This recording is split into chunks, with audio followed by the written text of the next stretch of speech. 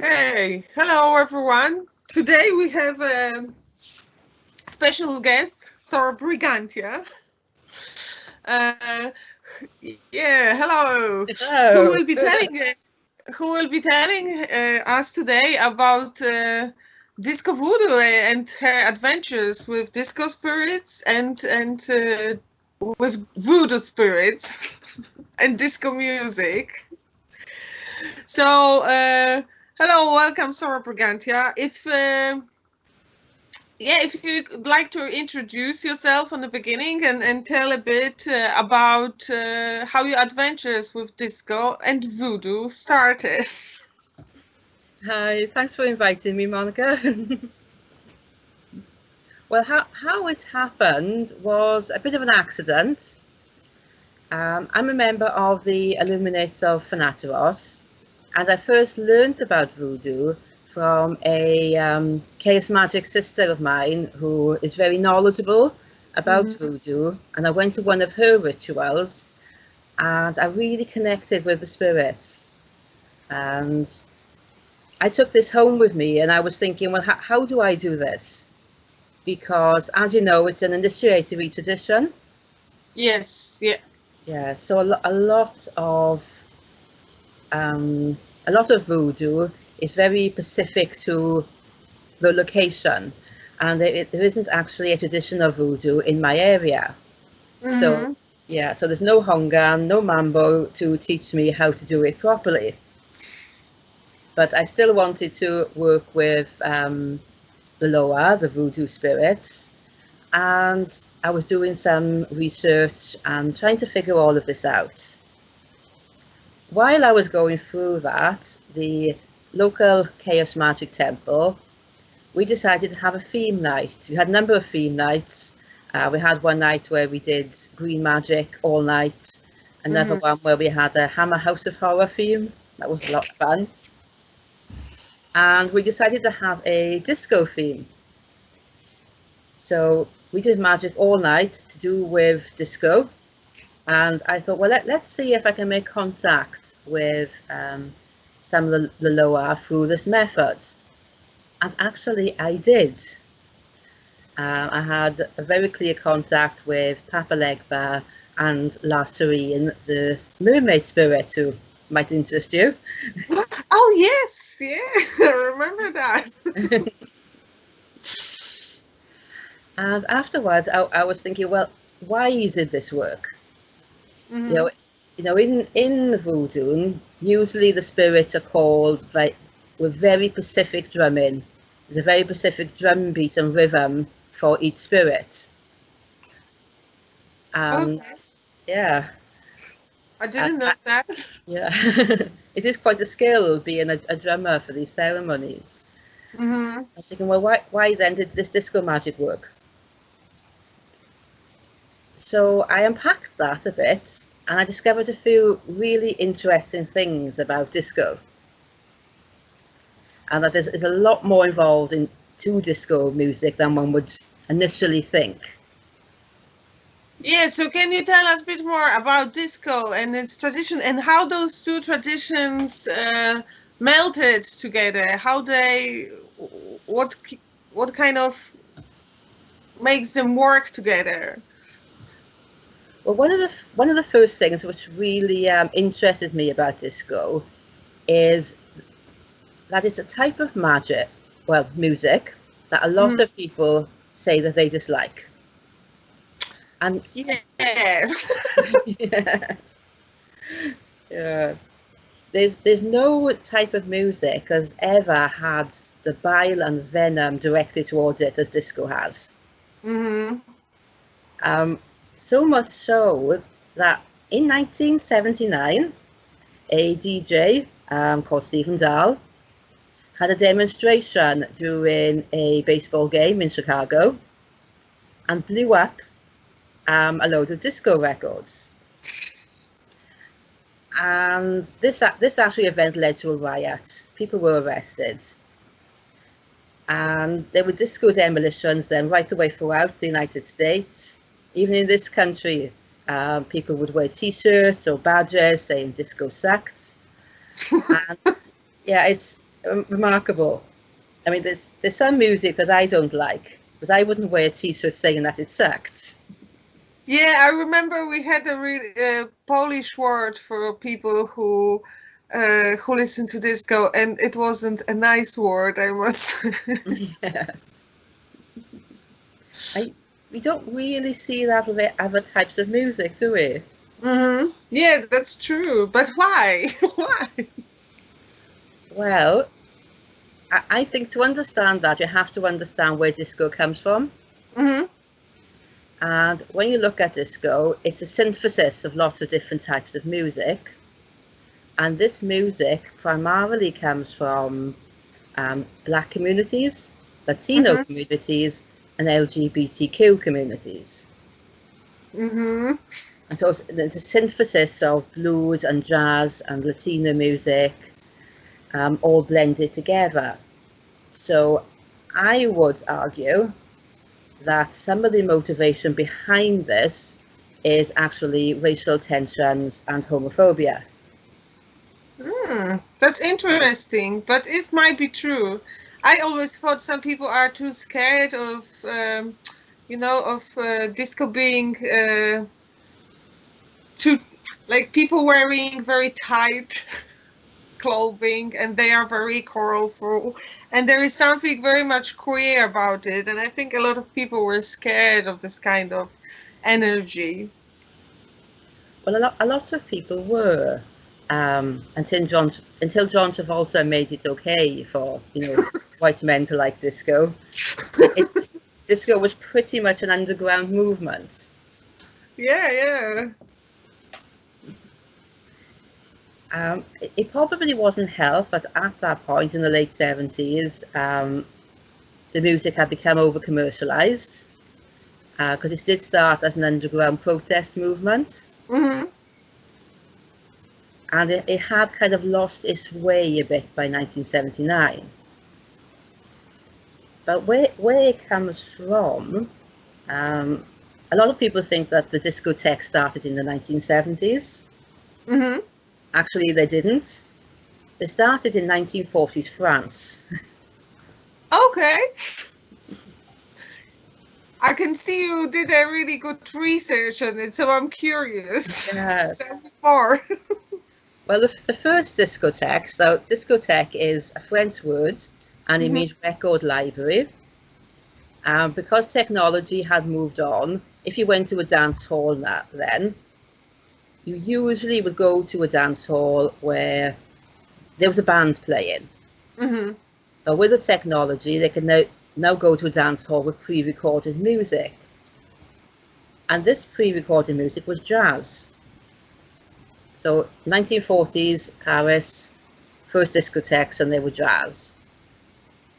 And that was quite an interesting thing to have happened in occupied France. The Second World War was going on then, and jazz wasn't really liked very much by the authorities and by the occupation, and they were a lot more overt about it than they were in the late 70s, that this music was black music and they didn't like it. Mm-hmm. And the discotheques in France were also very much influenced by the swing kids in Berlin and Hamburg. They were young people, 14 to 21-year-olds mostly, and they liked swing music, and they set themselves up in opposition to the Hitler Youth. Okay, that's the interesting part of the story. I really like that. There is so much into disco. Yeah. So jazz and swing in Europe was protesting against oppression, and the same way jazz in America was protesting against oppression. Now, jazz in America, they say the birthplace of jazz was Congo Square in New Orleans. Okay. And I went to New Orleans and I went to Congo Square. It was awesome. Yes. And what happened there was that during the days of slavery, most slaves were allowed to have Sunday off, and they would go to Congo Square. And they would play their traditional African rhythms, and from those African rhythms they created jazz. Mm-hmm. But that's not all they created, because on Congo Square they would do other things. Some of those things were voodoo rituals. Louis Laveau did magic there. So you could say that New Orleans jazz and New Orleans voodoo were both created at Congo Square. Wow, that's interesting. Yeah, and there are quite a few jazz pieces that make very specific references to hoodoo and voodoo. Mm-hmm. For example, in New Orleans, when you're walking down the street, you're hearing all this music. It's an incredible place. Sometimes you will listen to this piece called Hey La Baz. La Baz is, of course, one of the names of Papa Legba. Okay. Mm-hmm. So roughly what happens is the jazz and then the blues blended with the Latino music, and swing and R&B, bit of gospel influence in there, and created this thing called disco. Mm-hmm. And the music was very much about liberation and freedom, which I suspect is why the LGBTQ community took that music and developed it further. Yes, definitely. I think it's very interesting that also that the music itself is a mixture of so many traditions, but the main spirit is that it gives you the sense of freedom. The music is about freedom and freeing yourself. And in some ways, so does voodoo as it presented in the Caribbean and in America. Mm-hmm. Voodoo and hoodoo and the fight against slavery went hand in hand. Mm-hmm. One of the most well-known episodes is the Haitian Revolution, where the Haitians finally managed to achieve their freedom, kicked out the French, set up the first free black republic, but all of that started with a voodoo ceremony. Yes, yeah, that shows so many. We can see another connection here, how those things are actually connected with each other through history as well. It's amazing. Yes, I find it quite incredible. And when I think of some of the protest music scenes that I've seen, let's say punk rock, also in the late 70s. Yes, I really do enjoy punk rock, but as a protest music, they've got nothing on the swing kids of 1930s Germany who actually put their lives at risk. Yeah. So eventually this swing music and the jazz music in Europe had its effect on worldwide disco, with the Euro disco, where the beats came in, the electronic beats. Mm-hmm. That actually came from Europe. But it has its ancestry in jazz and swing.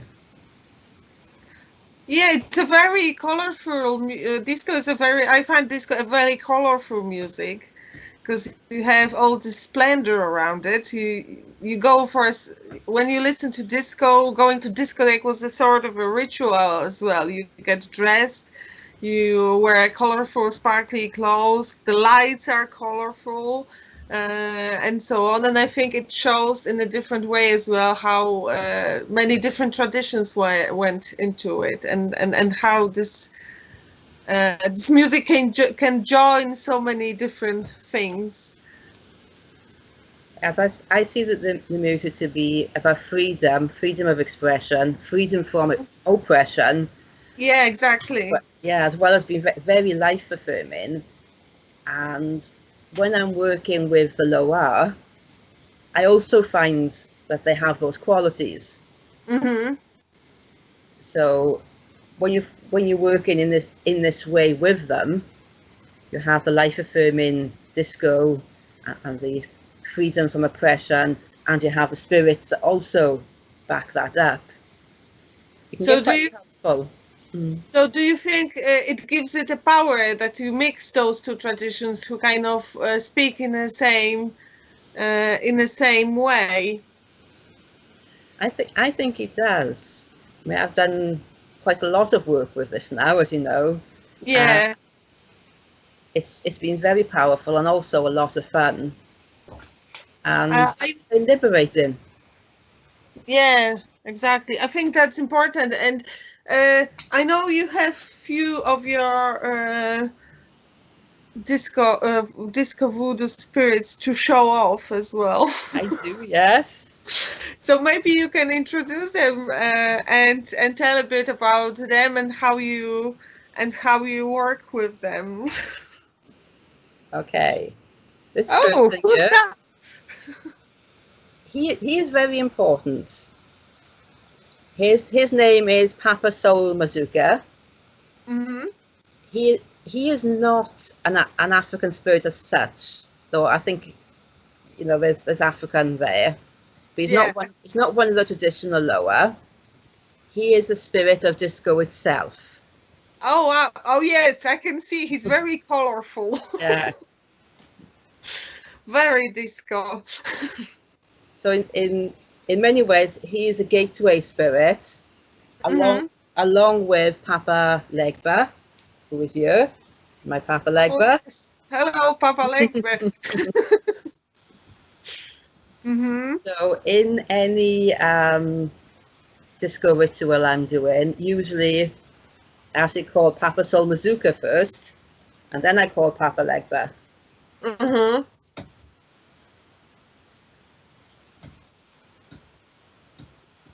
So, what else you can tell us? I mean, what else you do? How do you work with them? How disco voodoo works in practice?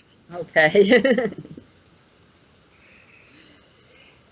Chanting and dancing are the two main things. Usually I like to set up the disco space first. So it's like setting up any temple, but I'm setting up a disco temple, calling on Papa Soul Mazuka. So I've set the space, and then I'm actually doing the magic. Now some disco songs give rise to chanting. Mm-hmm. Something in the nature of that song that gives rise to chanting. Then I'm chanting to the spirit. For example, the Donna Summer song "I Feel Love." It's very, very chanty to me. Mm-hmm. Only I changed the words slightly, and I actually chant La Sarine. Uh-huh. Because that is her song. Once a song has been accepted by a spirit, you don't offer it to another spirit. Oh, I see. Okay. So they all have their individual playlists, if you like. Okay. Yes, I get it. Yeah. Yeah. So a lot of chanting and singing and dancing and petitioning, if that's what you want to do. Sometimes I don't petition. Sometimes I just hang out, because I like hanging out with the spirits. Other spirits have come in, which aren't necessarily African. Mm-hmm. So I have this representation here. I haven't made the doll. I got a pre-made doll here. Mm-hmm. See her? Oh wow. So who's that? She is known as Glaw. Mm-hmm. Glaw is a Welsh word, and it means rain. She's a spirit of rain. Oh And wow. of course, you have to have a spirit of rain in Wales. I wonder what her song is.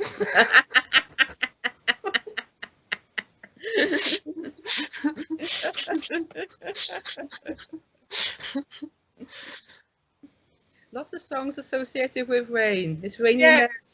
She quite likes. Yeah, they're playing in my head now. But you You also mentioned at some point that there are some spirits who don't fancy disco music as such, and also that you stopped calling this tradition a disco voodoo and you came with a new name for it. So can you tell a bit more about that? Well, there are some spirits I work with that don't actually like disco music, and I don't work with them in a musical paradigm at all. One of them being St. Jude, of course, is a Catholic saint, because sometimes the Catholic saints and the lower, sometimes people work with them together. Okay. And he was like, no, no disco. I'm not dancing, not me, no. And there were other spirits who liked different types of music. So this chap here, he does like some disco. So he's Ogun, the warrior spirit. He does like some disco, but he actually does prefer heavy metal. Oh, yeah. And so does Azuli Danto. And I also felt that as time went on, what I was doing was so different to traditional voodoo that it could no longer be called voodoo. It had departed so far from the original that it didn't actually bear enough resemblance to have that name. Okay. So I started calling it Mazuka Magic. Mazuka Magic. Okay. That is after a song, Soul Mazuka, which some people say is one of the very first, very early disco tracks, and is what this spirit is named after. Okay, I see. And so the Mazuka is actually a dance. It's a bit like the bump, only you kind of, you know. It's a bit of a more sexualized version of the bump, if you like. Okay, I see.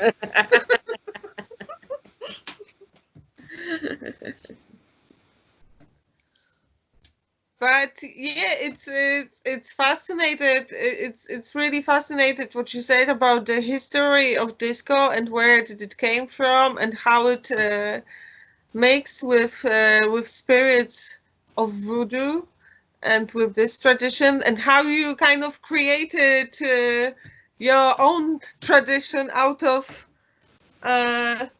mixing those two things. Yeah. Yeah, in a way, the tradition created itself. When you get a connection with the spirits, they are telling you what they like.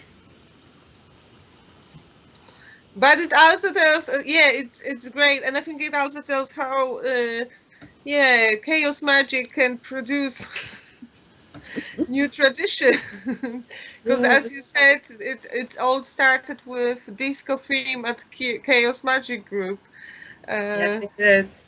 Yeah, so it's a really fascinating story, and thank you for sharing that. I also know that you make your dolls, your voodoo dolls yourself. Can you tell a bit about how you do it, how you approach it? Okay, I had some fun with this. But I started wanting to work with the lower, and of course it's always useful to have a physical representation of the spirit. First of all, I thought, I know, I'll go into the internet, I'll buy one. And I looked on the internet and they were very, very expensive. And I thought, oh, I can make one myself. I can do it for less than £10.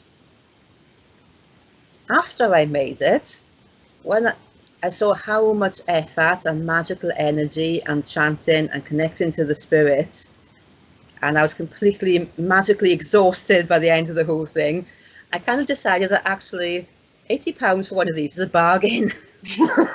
Really, it's very hard work.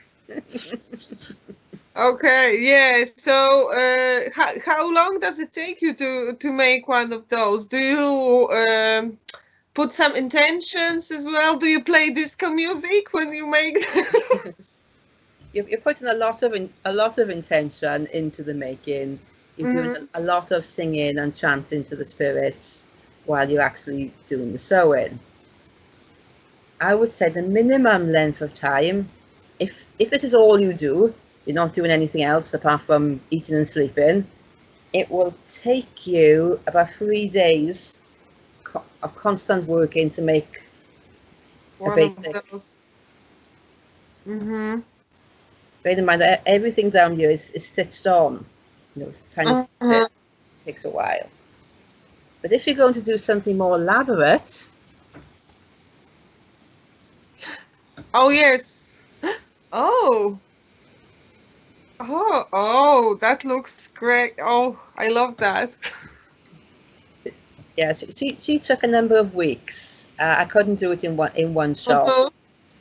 and it is very, very intense. Uh-huh. Wow, that's great. I'm really enjoyed hearing all about that, and it's fascinating how it's a very there is a lot into it. There is music, there Mm. are spirits. You kind of do the dolls yourself. Uh, so I think it's kind of created itself like a very a small new tradition, and now I'm really glad you shared some thoughts about it, and we could talk about it. I feel like we should end it with some disco song, but I'm not prepared for that. But thank you for sharing your knowledge and sharing all you know about the spirits. And yeah. Thank you for having me. It's been great to be able to explain the strange workings of my mind.